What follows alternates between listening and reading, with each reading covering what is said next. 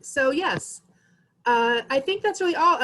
Please do come see the exhibition. It's on view through December 27th, so you have plenty of time to see it, but you're going to want to come and see it many times because it's really incredible. It can also be seen virtually on through the New York Academy of Art website, through Easel, who have created a really interesting interactive self-guided tour. And soon there'll also be a tour of the galleries with David and Stephanie, as well as some of the artists that we filmed on opening day. So there'll be some content available online to experience. Whether you can get to the show or not, you'll be able to actually experience it. So that's really exciting. Yes, galleries are open Wednesday to Sunday, 11 to 5. So do come and see us. And if you're not already a member of Southampton Art Center, please join and visit us at southamptonartcenter.org. And then I will let David and Stephanie talk about their institutions. But yeah, so that's it. Enjoy, and thank you again for joining us. And I'll pass it on to David, and I'm going to disappear. Thank you, Amy. And thank you, Southampton Art Center. It's been such an incredible blessing to be able to work with you and put these shows on during the summers. And I have to say, this one is the most incredible one we've done. I'm so happy with the show, and I'm so happy to be here tonight with Rachel Hovnanian and Chris Wilson and Lujan Perez and Eric Fischl, 4 great artists from the 2020 Vision show. And I am thrilled also to share the virtual dais tonight with my co-curator, Stephanie Roach, director of the Flag Art Foundation. Developing 2020 Vision was, like all things this year, full of unexpected twists and turns. We first started out to do a show on the impact of the coronavirus on the world, really. Looking at it through the eyes of artists and writers who we posited were the antenna of our society.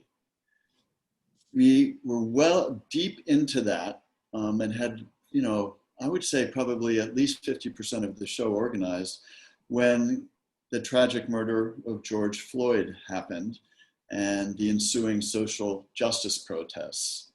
So we knew at that time that we had to include both of these events, that they would both have a seismic impact on the world and on life, you know, as we knew it.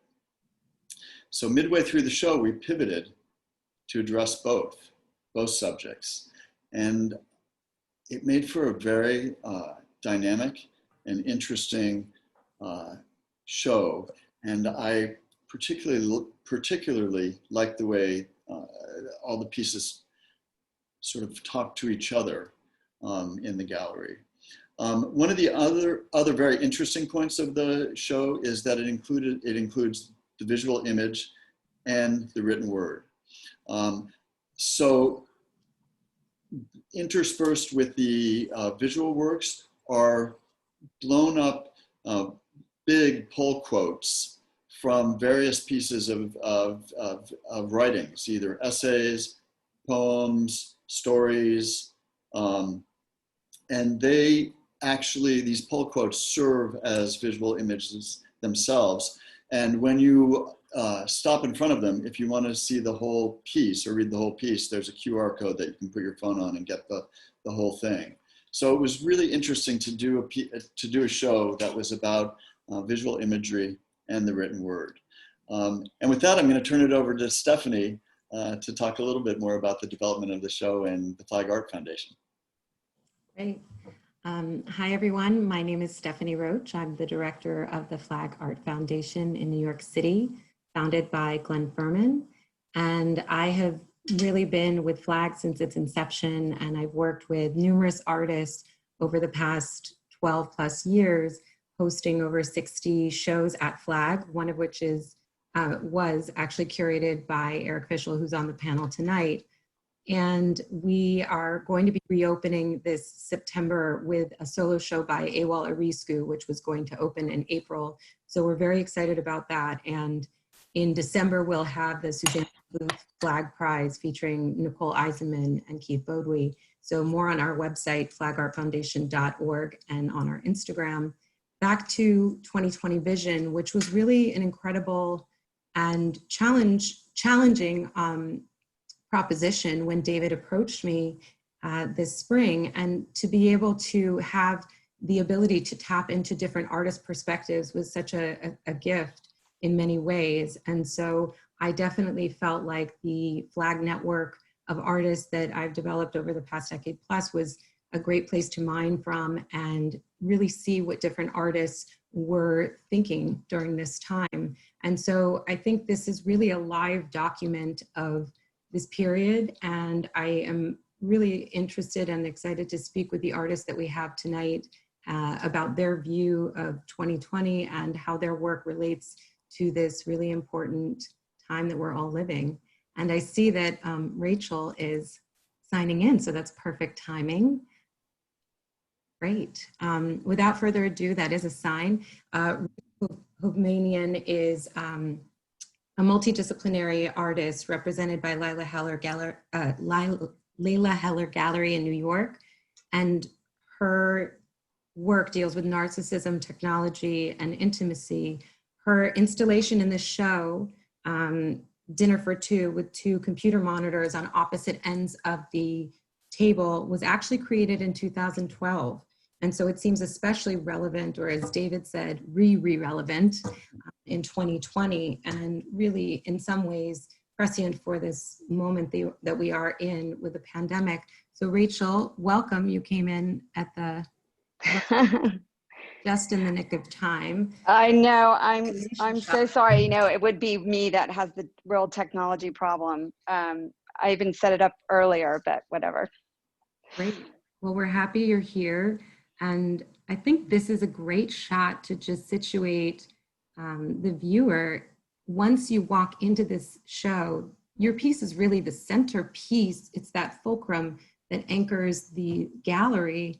Can you talk about the work when you made it in 2012 and really what it is to you now in 2020? Well, yes, you know, I respond to visual impressions. So when I, first started working on this work, it was in 2010. And I really noticed that people were relying on technology for stimulation and excitement. And it was everywhere I looked, that the devices became companions, and we started to respond to the audio signals, that are universal, by the way. It doesn't matter what country, what language you speak, we know them. And the prompts, we started speaking to each other through the devices at the same table, which really was sort of interesting sort of shift in our culture as a human.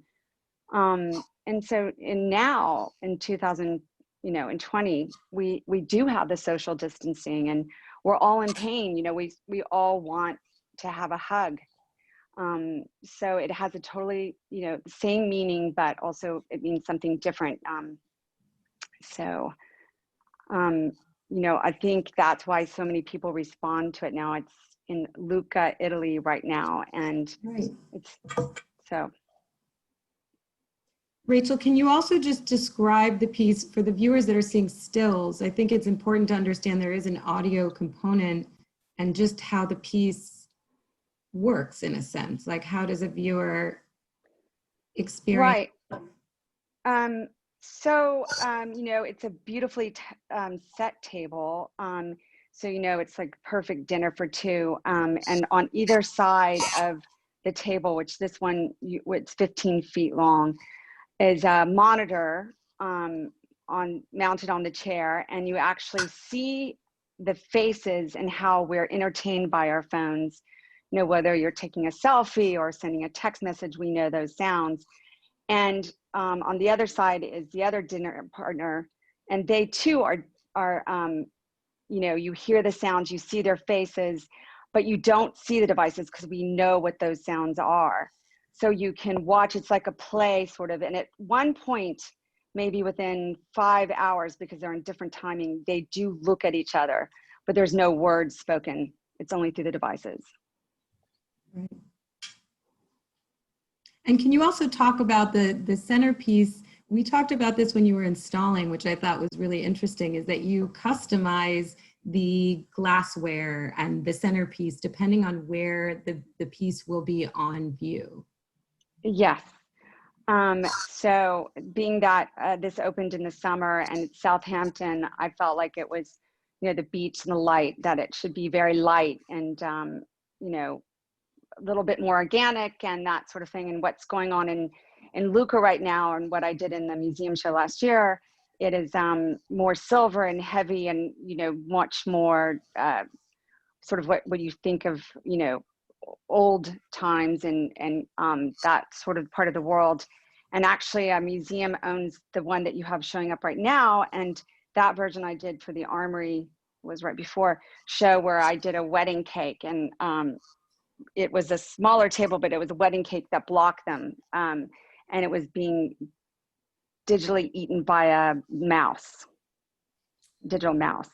Can I jump in here for a minute, Rachel, and ask you a question? Yeah. I'd love to hear about, first of all, where are you right now, and what's your studio practice been like over the past few months? Yeah, I am in New Jersey with visiting family whom I didn't get to see during COVID. So what I've done is I have made a small little studio in one of the rooms that I'm occupying, and, working on some sculpture. Luckily, I think that, I feel very fortunate that I have my practice that really can help me and, get through COVID. And I was very fortunate too, as well, that I was in Miami. I moved my studio last year to Miami. I still have a small one in Bushwick, but I moved to Miami and was working through COVID there, and trying to connect to a new community, which I, was new to, trying to reach out. So one of the things I did is I painted the studio doors with acronyms of, hope and love, just trying to connect and, because we're all in so much pain not being able to connect in the traditional sense. Yeah, which is also such a big part of your work, not only being able to communicate with people through technology rather than the human touch. Correct. Yeah. Do you have anything you can show us around you now? Unfortunately, not right now. I don't have anything because it's just in process right now, unfortunately. Okay. But I did send some images of the studio. Yeah, there we go. Great. Mm-hmm. So those are the studio in Miami, which I did that back in the beginning of March because I was, I was frustrated. And I really wanted to connect to people. And so, and I do a lot of interactive work where I can really actually, respond to people. So those are all acronyms that I painted on the outside, and they're little large viruses that are floating in the air, which are, we don't really see. And what I had the community do, I give them a can of black spray paint, and they're actually, as time goes on, and we were getting better. And now Florida, unfortunately, has very bad cases. I allow people to spray to delete the COVID virus. Rachel, we have a question for you in the Q&A. You mentioned the dinner tables, but being on view also in Italy. So how does the location inform, the installation, the meaning to the viewer is really just the context, in which you're seeing the work. Does that shift it for you? I think because this has been a worldwide pandemic, and again, I could not install the show this year. My curators did it, and they did an amazing job. And because of technology, I'm able to do that, which is fantastic. And I've actually asked the people working at the church, which is an old, beautiful church, and very quiet. And when you hear the echoing sounds, it sort of has like, it does have a different connotation as being not in a slick, beautiful museum of like the Southampton Art Museum. But I have her interviewing people, so I like to hear what people have to say, and she sends me what they have to say. And I actually think that the response is very similar to what I've heard in Southampton. So because it is, we all are being masked and we all have gone through a lot of pain and we sense the pain around us. I think that the response is very much the same. Thank you, Rachel. Thank you. We are going to move on to our next artist. I did want to say to the audience, we're going to talk to each artist for a few minutes individually, and then we will have everyone on the screen together for the Q&A. Our next artist is Chris Wilson, and Chris is a painter, an entrepreneur, and a social economic activist in Baltimore. He has appeared on The Daily Show with Trevor Noah discussing his autobiography, a book called The Master Plan. There he is. Hi, Chris. Hey. And, his work in the show is called Black Funeral. Chris, let's start with, first of all, just tell us where you are. Are you in your studio now? I am in a part of my studio in Baltimore. Yes. Great. And tell us about your studio practice over these last few months. Sure. A quick correction. The title is Baltimore Funerals for the piece, but it's close though. It was still a B. I'm reading off of a sheet that was given to me. Sorry about that. Yeah, it's okay. You know, so during the lockdown time, you know, I like to connect with people, and we had to, you know, just be alone for the most part. And I really just painted every day as much as possible. So I think I did 18 paintings since we've been on lockdown. And I actually dove into like messing with pastels. And I know most artists don't like to mess around with pastels. They're so messy. But I fell in love with them. I started messing with those and started making paintings. And it's honestly been a way, it's been my salvation to keep me sane during these crazy times in America or in the world. Yeah, yeah. Can we get Amy a shot of Baltimore Funeral on the screen?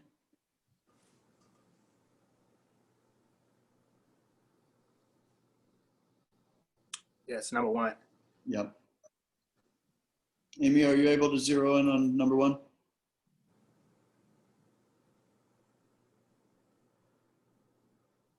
Well, while she's They're on trying the screen or no? No, it's we've got all the shots. We'd like to just see number one. Sorry, one moment. Okay.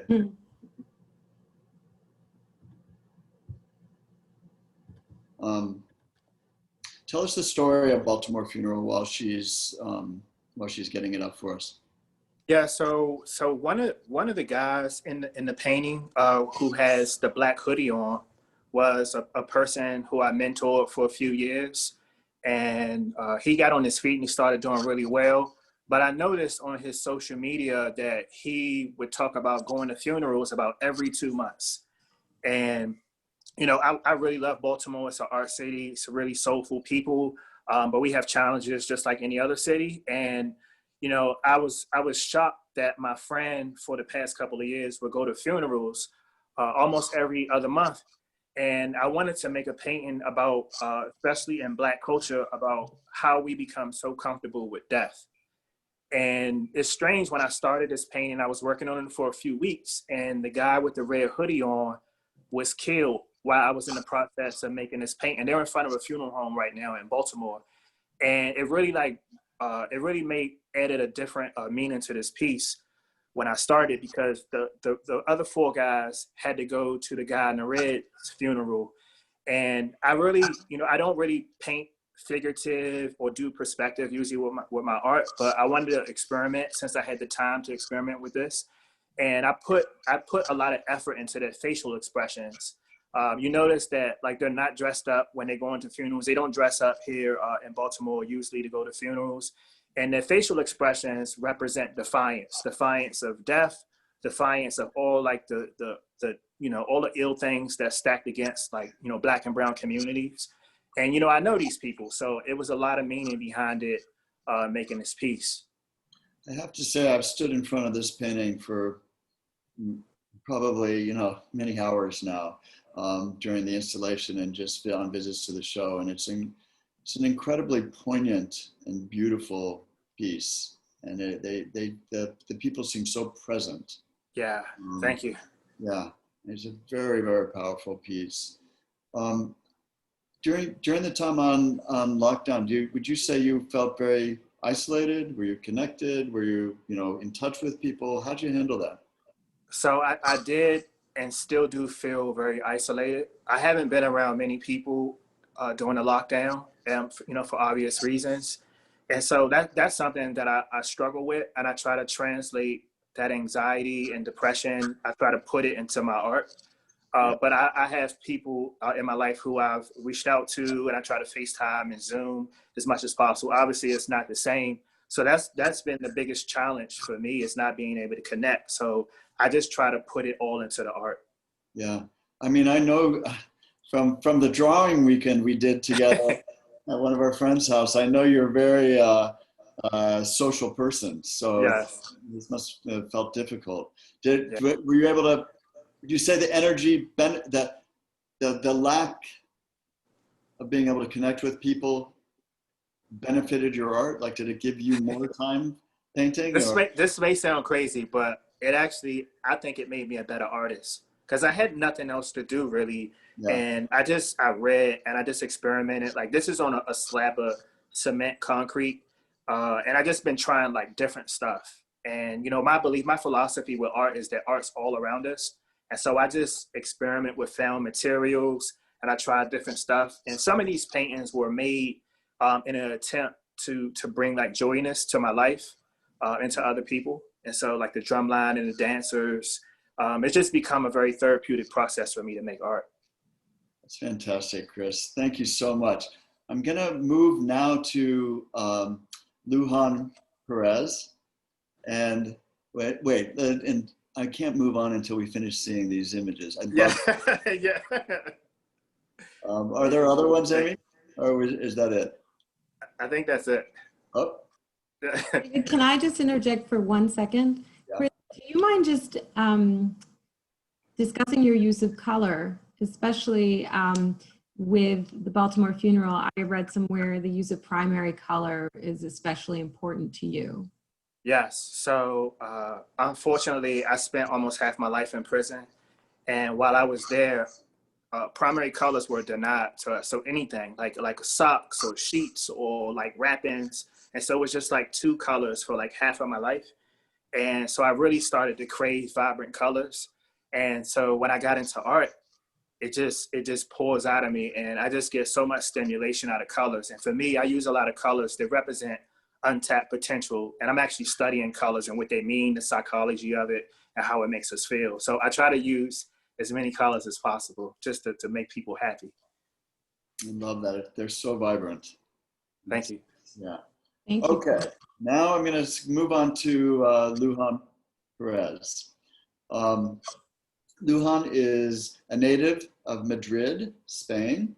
She's a printmaker who just graduated from the MFA program at the New York Academy of Art. I am very proud to say. Hi, Luhan. And I had the pleasure of participating in her final critique of her thesis work just a couple of days ago. And there's some of it behind her, but she's amazingly prolific and dedicated and focused artist. And to watch her grow during the whole time at the school was really gratifying. The final product that she presented to the school is really amazing. And you can't actually see how big some of those pieces are behind her. But this is the piece that Luhan has in the show, and it's called If Not Today, Tomorrow. And it's of 2 people embracing, which is something that obviously doesn't happen a lot these days. So for me, it was incredibly sort of resonant just every time I look at this. Luhan, will you tell us the story of this painting? I mean, this print? Yeah, of course. So this started. Can you turn your volume up just a bit, Luhan? You're a little low. Sorry? You're a little hard to hear. If you could turn your volume up a little bit. Can you hear me now? A little better, yeah. Yes. So this image started, I was on a residency in Germany through the New York Academy, and I was invited to do a piece for a show with Sugarlift called Mother and Child, where it was raising funds for families and children on the border of US-Mexico. incredible show put together by Wright Harvey and Colossal. And I wasn't done with the image. There was something that resonated with me, you know, during the time of being the other side of the world. I was really missing my mom. I know that sounds really cheesy, but I was missing the moment of, you know, being mid-embrace where you like can't breathe and you're like, God, this is too much, but it's great. I love you and I don't want to let go. And I really, I found an image online of two women mid-embrace, and it really resonated with me. And, you know, coinciding with that, I do a lot of research of natural plant life and flowers, and I was obsessed with irises. And, you know, I go down like sort of the hokey, you know, mythological, scientific research, and I came across in Greek mythology, irises mean they're a sign of good news, you know, good future ahead, and it sort of all just intuitively came together. And I got back to New York, and I'm like, screw it, I'm gonna get the biggest piece of wood that I can. It's 6 feet by 40 inches, and I set sort of rules for myself. It was the biggest image in woodcut that I had made so far, and started off with a really loose charcoal drawing, and I'm always itching to get rid of that. So, you know, laid it on the floor. It was a very physical week. I was just covered in black ink, waiting to get rid of the image and sort of chipping away. You know, woodcuts, you start completely black and you reveal the light. So it was sort of like a very emotional, intuitive process, start to finish. And then the shape sort of, it was funny during the final crit, someone referenced a tomb, which I, you know, again, reference like a intuitive decision of like the sadness I was feeling at the time. It's funny because I never took that as when they said that, and I remembered that because it does look like a tombstone shape, but to me, it could equally look like a church window or an altar window. Yeah, and so I had never placed it in that context until they said that. Yeah, me either. But I sort of, you know, I'll take it positively. Like I won't deny that. It's like there is some sort of sadness within that I celebrate. Especially now. So can we see some, there you go. Tell us that here's some other of Lujan's recent work made during the time of the past few months, lockdown.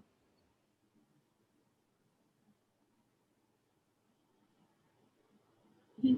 And Lujan, feel free to jump in and talk about any of these.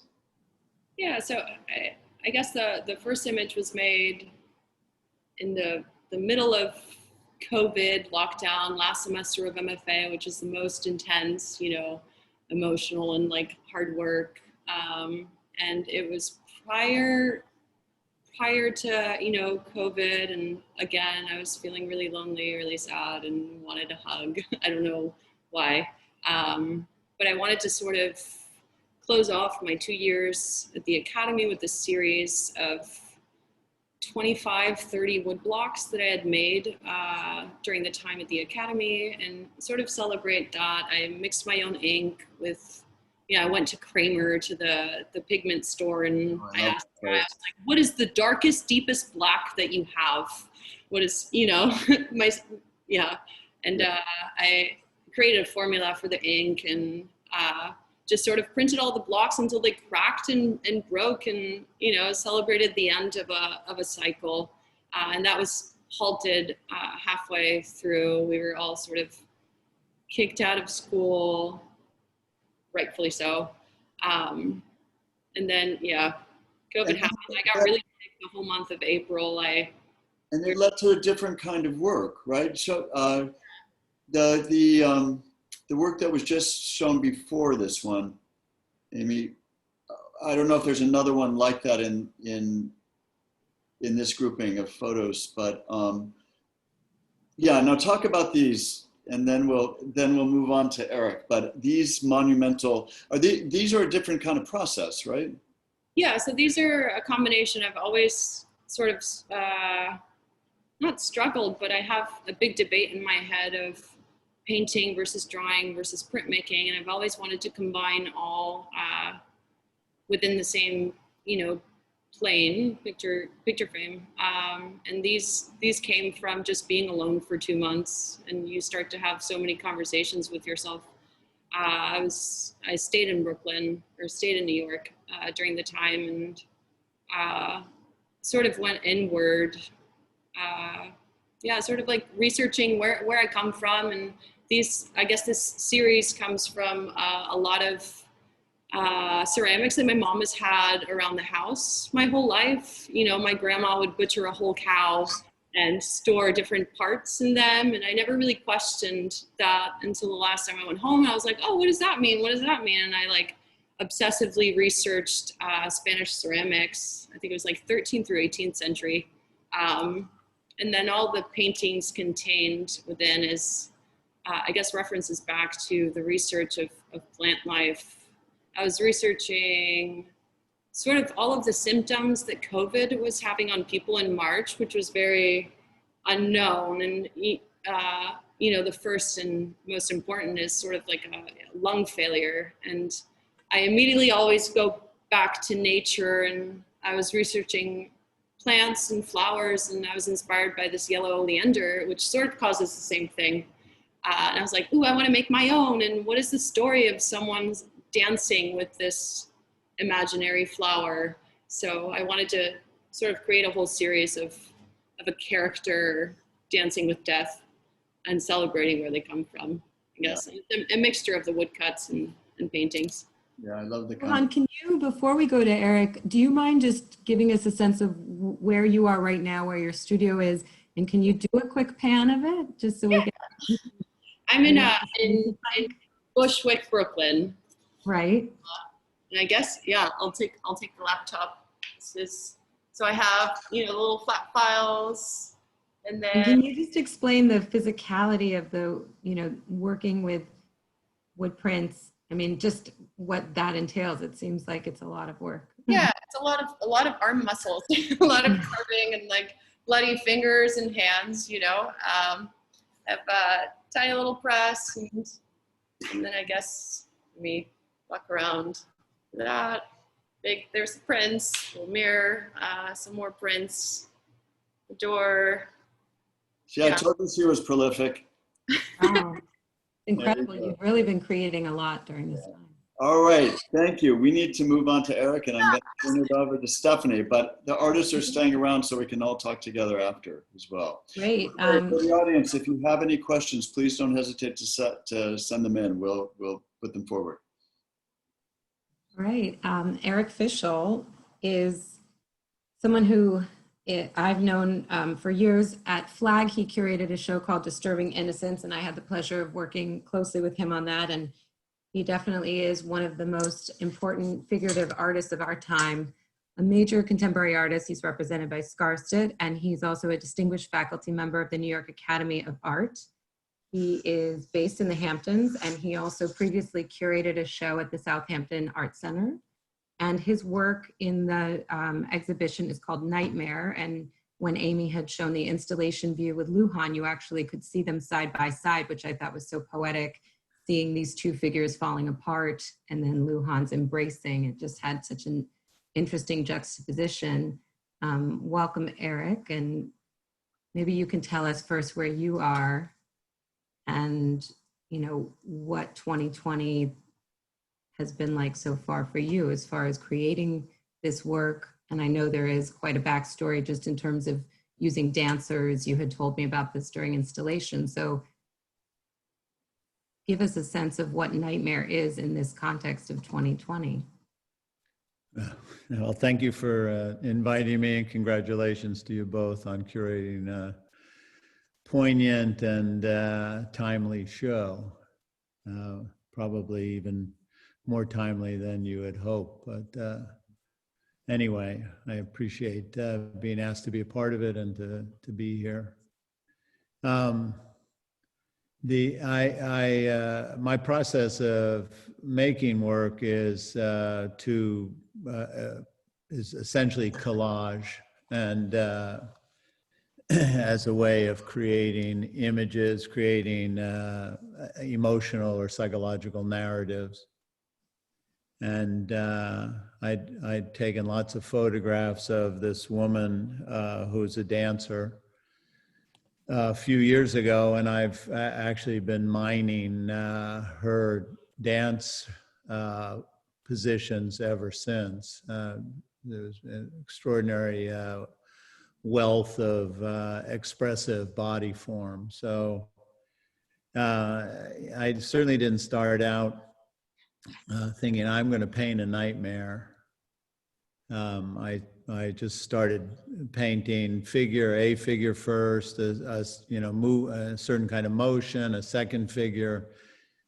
There might have been more than removed. I can't quite remember the whole sequence in this, but at a certain point, the kind of urgency, the kind of off balance, the kind of chaos of it made me think that I was, it made me feel like I've certainly felt before in nightmares where you're running away from something, you can't quite get away from it, that kind of thing. So it spoke to me along those lines. The background also felt like, without being specific, felt like running through a forest or something, a darkened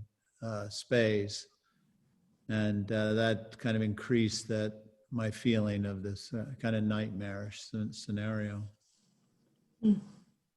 So it was a based on a sort of joyful time of dancing, but turning into a nightmare. Yeah, that seems to be the trajectory of every painting I have started and finished over these last 6 months. And I think, first of all, the self-isolation part of this nightmare we're in is not, in terms of studio practice, it doesn't seem extreme. As artists, that's what we do. We self-isolate and spend a lot of time during the day talking to ourselves and following our emotions and stuff. So that isn't where it got weird for me. Where it gets weird for me is when I leave my studio and put on a mask and begin to look at people differently and begin to fear and et cetera, et cetera. And but I've also taken the opportunity of this time to allow me to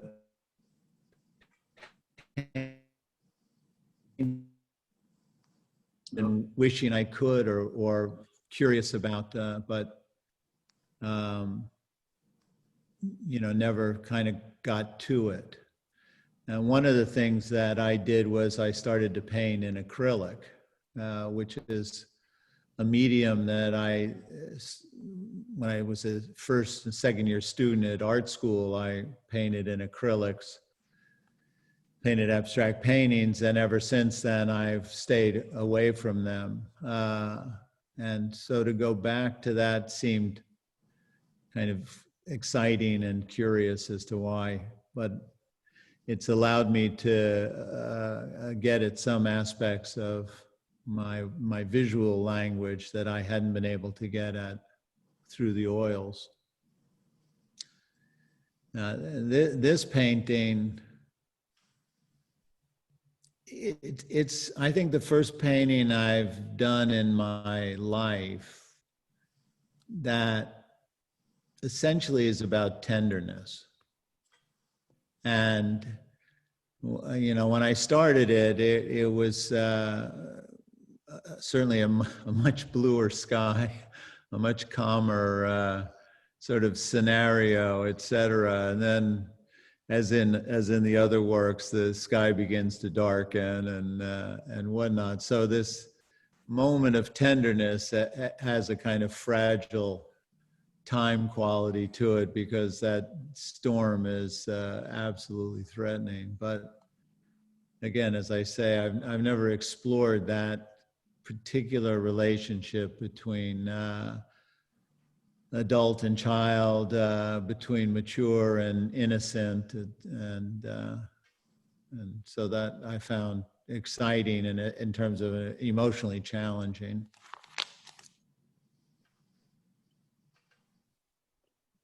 This is a kind of background that I couldn't have done in oil paint, and it was a lot of fun. What are you using as a solvent there? Just water, or? Yeah, it's just water. It's you know, I'm not a technician in any way. It's all direct paint. I'm actually trying to paint them as though they were oil painting. So that's it. But but you know, it's easy with them to, you know, splash paint on, let it run around, try to control it.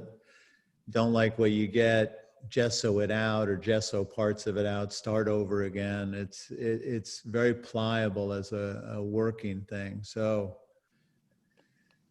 and again, as I said, to get at some of the shapes that are in that water, I couldn't have done in oil paint. Eric, can we just look at the works behind you? I believe we have one up that is behind you in addition to American Hula. Yeah, the one that's on the screen now is that one. Right. So I just want to ask about specifically American Hula, because I know that was in the viewing room at Scarstick this past May. Do you mind just going through a bit more about that work in particular? And then also seeing it in space, it's pretty gigantic. It's hard to. It's a good sized painting, yeah. And again, this was a painting that started out to be something else. She wasn't even in it at the beginning of the painting.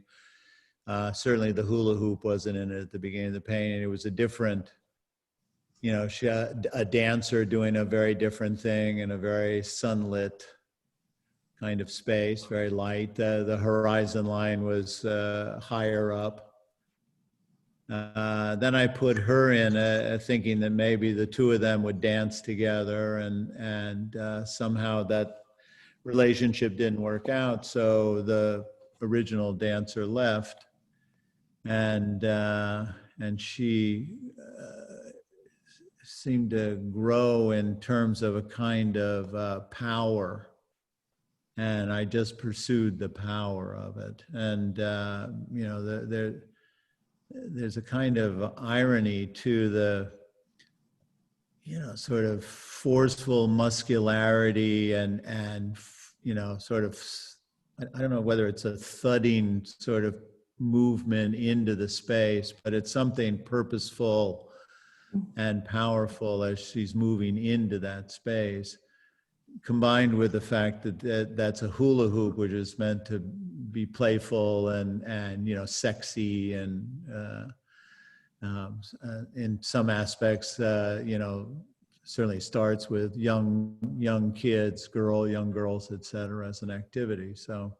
And is there a Goya reference? I had read somewhere there's some... So yeah, as the painting came to a kind of clarity, I dropped the horizon line below the bottom of the painting, and she took on a monumental kind of stature and presence, and that took me to you know, thinking about Goya, remembering Goya's painting of the giant, you know, going through the landscape with the terrified people below running away and stuff. So I wanted to go now. We've got everybody back together here, and I wanted to see if the audience had questions for anybody. But while we're doing that, I wanted to see if any of the artists have questions for any of the other artists. So I have a question. I was interested in people's, I guess, process. When do you paint early in the morning? I'm a night owl personally, so I usually paint all night. But when do you guys, what are your regiments? Like, how do you guys like to work? Or any like rituals or whatever? I like house music and, you know, and painting all night and dancing and painting. I tend to paint in the afternoons, and I don't really like to paint at night. That's when the demons show up. So Yeah. I kind of try to stay. You know, the older I got, also the more my practice changed to something where I could go in my studio at 8 o'clock in the morning and do something for 20 minutes and leave for several hours, come back, do something good. You know, Right. a very different thing than when I was a younger artist, where I was very intense focus for, you know, 5-6 hours at a time. And that was Right. it. I think part of it is also at a certain age, it's harder to concentrate for long periods of time. So. Got it. So I, go ahead, Rachel. you know, for me, I can't paint like where I live, so I go to a separate space, which, so I'm definitely morning to evening. I usually stop depending if I have a show or something, but during COVID, it was like the thing that really I could escape into my art and then, you know, come back and felt like I've accomplished something. So for me, it was like the full noonday through. Don't you think that artists always escape into their art when they're working? Yeah. I would say it was like, I would listen to all of the NPR podcasts available. Like, I sound like I'm 75, but all of the NPR podcasts available in the mornings. And I'm like, oh shit, like, okay. And then, you know, early morning to mid-afternoon, I'm like, escape to the studio. Definitely can't do, I don't think it has to do with age at all. Like the night, yeah, I'd rather do like the 9 to 5 sort of, you know, schedule. How long does it take you to do a large woodcut? So Christina Bogdanov has a couple of questions. One for Eric, which is, how do you determine when your work is done? That's a good question. That's the question. And that's a question I used to think when I was a young artist that would be answered, and that I would then you know, and I would just go and make my paintings without that being present. But it turns out for me, the question stays center to each painting I do. So how do I know? There's a point at which I find myself looking at what I've done, not as the person who did it, but just like a viewer. I'm not looking going, is that edge too sharp? Is that color not saturated enough? Is that gesture right? You know, blah, blah, blah. I'm looking at it going, what the fuck is going on here? Who are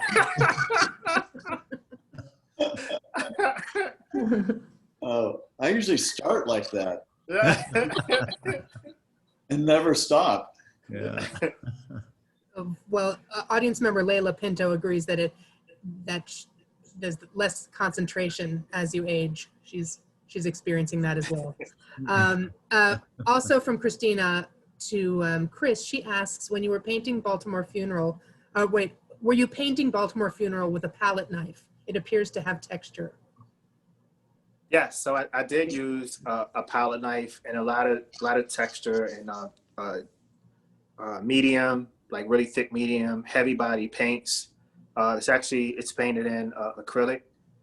And yeah, so I used a palette knife to get like some of the texture. And I mean, like looking at it, the photograph of it doesn't give it justice, but like looking at it in person, it's very, very chunky and thick, which I really like. And so, yeah. I just read a great question from Ann Watkins, and it's all the artists. Was there anything that you heard or saw from the other artists during these times that gave you like a key to go on or be reassured for what you're doing now? I can start with that if Yeah, you guys don't mind. I think I've been following like some artists, I guess online, but I've been doing a lot of reading of artists in the past. You know, some of them, most of them have passed away. And, you know, what I read was like a lot of artists were prolific and was just working, and they wasn't making art to like sell it or whatever. It was just the process of creating and being productive. And so I was inspired by the things that I read, and it just made me like want to work really more, like just like as much as possible. That's great. I think it's really great just to hear other artists speak about their work and their passion, you know, and it's really nice for, you know, especially during COVID, we're not, you know, as I said, trying to connect to the community. We can't connect to each other, you know, we can only do it through social media or this kind of wonderful thing that you, David, you guys have totally done an amazing job with the show so that I've met so many artists through the show. So thank you so much. You guys have been awesome for that. Rachel, there's a question for you. Oh, great. Also from Christina. She's got a lot to ask tonight. Okay. But you've made her day, so thank you. She asks, do you record video of the figures for your installations? And do you find the models? I asked you this question too, I think, when I saw you. Yeah.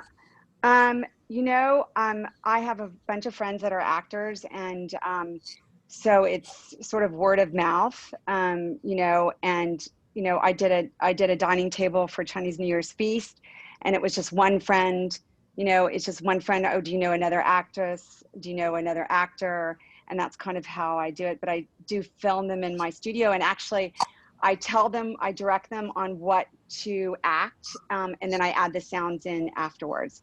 And actually those sounds in the one that's in the Southampton Arts Fair show, 2020 Vision, were from 2012, and you kind of do notice that they're slightly different, even though they're the same sounds. I'm gonna revert to that last question for 1 second for Luhan, because the question about, you know, other artists giving you, you know, things to go on and reassure, because Luhan's been living in a situation until COVID where she was surrounded by what, 80 other artists on a daily basis. Talk to us about that dialogue.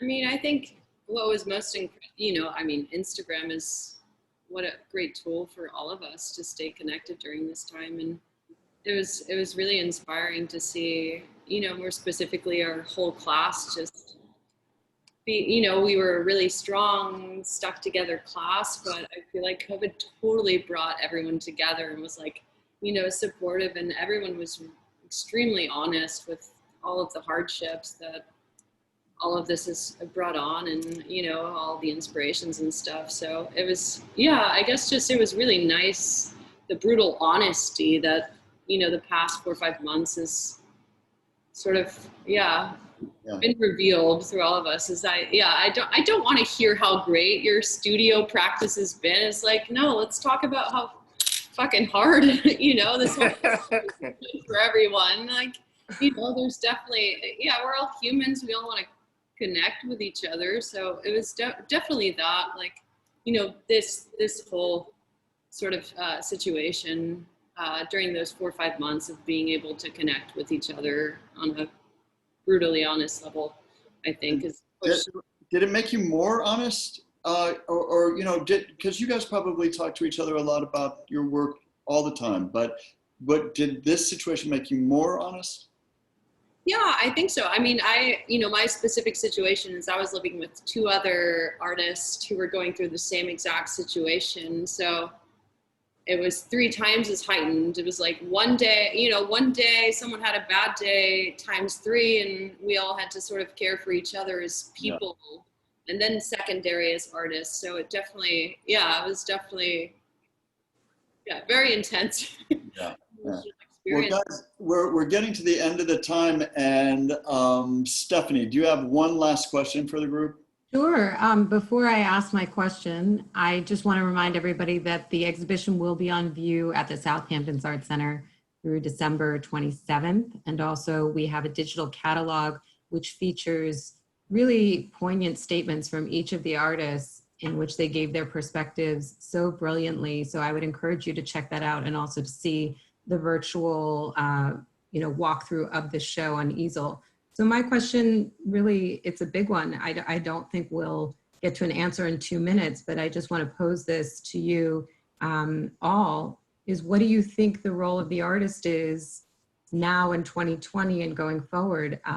What is the future, in a sense, for your role as an artist? I mean, it's a very big question, and I guess we can just see where we go with it.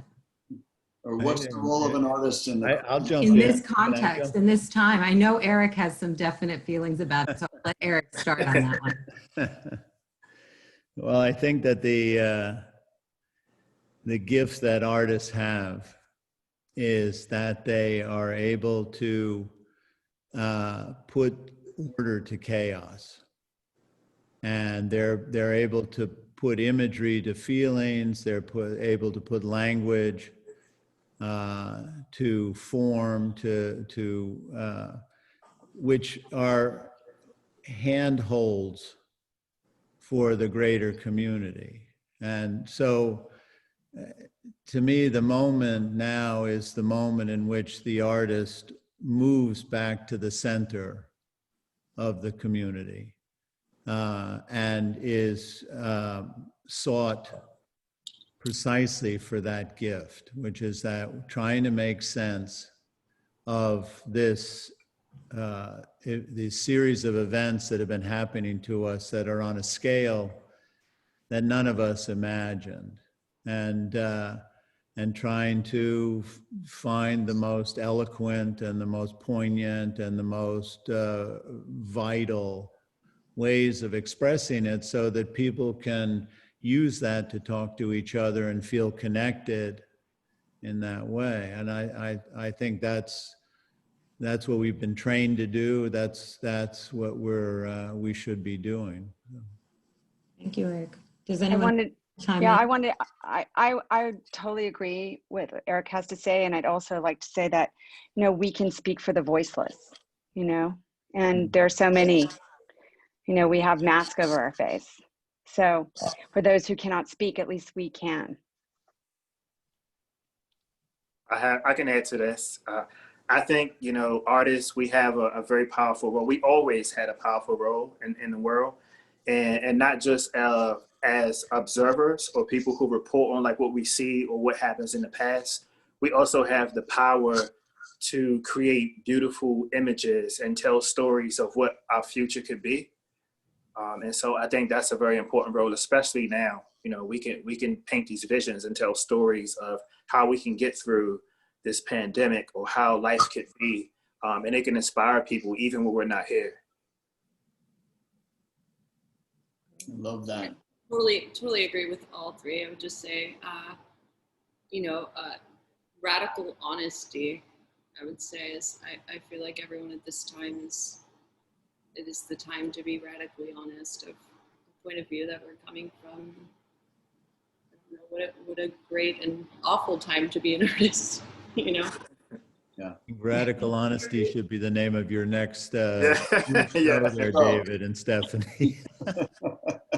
I think you're all synthesizing exactly why David and I signed on to do a show like this. And it really, I think, is because the role of the artist is this antenna, and you are such an essential role in making sense, as Eric said, out of the chaos of this all. And I think, David, if you want to close out with anything, I really feel that the artists and the writers in this project guided us, because it really was an unfolding experience as we were looking at all of this and living it at the same time. I agree, Stephanie. I feel, a lot of times people say that while they're painting, you sort of listen to the painting and it starts talking back to you. And I felt that way with this show. It started talking back to us and telling us what it needed and who it needed and how it was going to come together all the way up to the very end. And it was a really joyful experience during a very, very difficult time. So thank you all for being part of it. Thank you. Thank you, Stephanie and David Thanks. and Southampton. Listen, it's amazing and such a gift. Thank you. Well, we are going to do more panels like this. The show has 42 visual artists and 18 writers. So there is a wealth of material and dialogues to be had. And we're going to do one with the Southampton Arts Center probably every couple of weeks. And the show, as Stephanie said, is up till December. So by the end, you're going to be tired of hearing from us. We doubt it. Thank you all. For everyone Thank you. participating, just Bye, quickly, guys. there's a link to the easel tour in chat. So if you're on now, you can click on that link to see to take the virtual tour. Awesome. All right. Thank you. Thank you. Bye, guys. Thanks, everybody. Thanks, everyone. Take care.